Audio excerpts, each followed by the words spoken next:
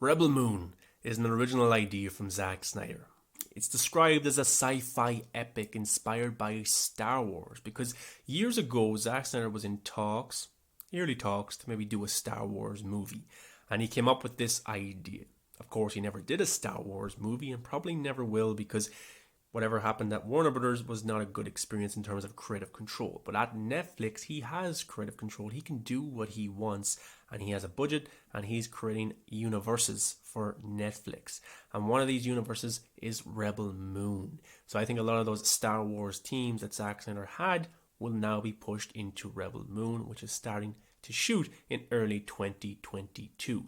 And Zack Snyder's on a promotional tour right now for the prequel to Army of the Dead, another Netflix movie, Army of the Thieves, a prequel that he didn't direct but he produced and very much is in line with his universe. But he had some very interesting stuff to say about Rebel Moon. This is what we know so far.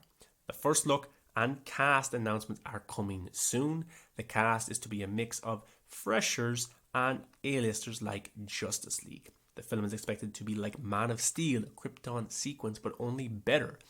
Zack's already confident that the fans will be blown away, and this movie, Rebel Moon, was actually supposed to be a TV series.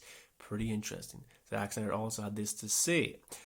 I guess for me, it's the culmination of my love of mythologies and my love of giant movies and action, and really just epic cinema. To do something that satisfies my love of science fiction motion picture. That was Zack Snyder's thoughts on what motivated him to make Rebel Moon. Pretty interesting stuff to hear. Epic cinema. I hope this is an epic. This is an original idea from Zack Snyder as well. So, Dune, we knew what was coming. Star Wars, we kind of know what's coming. But with Rebel Moon, we don't have a clue what Zack Snyder is planning, and I'm sure he will go big and show Star Wars what they're missing, show Warner Brothers what they're missing, because if they kept him around, he could have did a lot of these movies at Warner Brothers, but I'm glad he's at Netflix right now. Zack also added that he always wanted to make a sci-fi film like Rebel Moon, and that it's just the beginning. Zack said, for me, Rebel Moon is really the kind of like beginning to do something that I always wanted to do. So it seems to be a project that's been in development for many years with Zack Snyder, over 10 years, and now finally with Netflix he's getting to do it. Zack Snyder says that Rebel Moon was once a TV show. We were going to do it as a TV show. As a TV show we have like a giant Bible of higher universe. That's awesome. So Zack Snyder has a Bible somewhere with Rebel Moon mythology and content and source material that he's going to be using in these movies. That's insane. Imagine what's in that Bible that he's going to bring to the big screen or to the Netflix screen. I hope that Ray Fisher's actually cast in this universe. That would be pretty cool, Ray Fisher has been hard done by Warner Brothers and the Flash movie and stuff like that, even though he was probably maybe the best character in Zack Snyder's Justice League. So I hope that Zack will cast him in future Netflix projects, and he probably will. Zack Snyder is convinced the fans of the Rebel Moon are going to be blown away. The fans of this movie are going to walk in wide-eyed and ready to go into a journey that they have no idea where they're going. Zack Snyder, when asked about his casting preferences for Rebel Moon, my approach to Rebel Moon is really about its ensemble, really kind of making sure that each of the roles that we're casting bring a freshness and gravitas, and a sort of importance to the role. Zack Snyder says that Rebel Moon will be like the Krypton sequence in Man of Steel on steroids. The beginning of Man of Steel on Krypton has pretty big sci-fi elements, and that's kind of what we're doing in Rebel Moon, but on the biggest steroids I can give it. That's insane. One of my most favorite moments in movie history is the opening in Man of Steel on Krypton. That is insane. The visuals, it's just epic.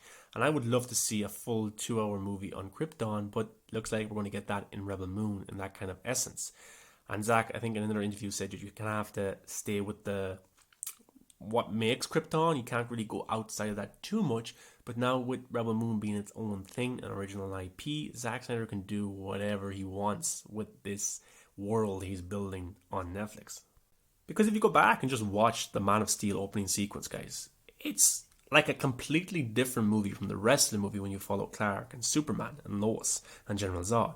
It's mind-blowing, it's visually pleasing, it's stunning, it's really well done. It looks like you can just reach out into your screen and touch it. It is fantastic. Can you imagine a 2 to 3 hour sci-fi epic on Netflix directed by Zack Snyder, what that will look like? it's insane, and it gets me very excited for what he's doing there. But imagine, guys, what he can do when he doesn't have shackles on him. Imagine what Zack Snyder can do when he finally gets his rhythm and his groove again, because he's been out of directing for a while, and Army of the Dead was a great comeback. But when he's really in it, when he has this idea that's been in his head for over 10 years, what can Zack Snyder give us? As I said, Dune, there's books to read. You can kind of get a fair idea of what's coming. Star Wars, there's the original trilogy. There's the comics, there's the books, there's the prequels, there's the sequels, there's the Disney Plus shows. You know what you're getting every single time. But with Zack Snyder's Rebel Moon, an idea that he originally had for maybe a Star Wars movie converted into something else now, I am amazed at what we could get without even seeing it. So Zack Snyder is definitely winning, guys, over at Netflix. He's happy there. He's doing his own thing. But, let's see what he can bring us. And it's supposed to start shooting in early 2022. I think in the same location Star Wars Episode 4 and 5 were shot. So maybe that's a fair idea of what I think it's going to be looking like, especially for that first movie. So, yeah, we'll get casting announcements soon. I hope Red Fisher's in it. And, yeah, guys, we can probably get a release date and all that kind of good stuff as well. But guys, what's your thoughts on Zack Snyder's Rebel Moon?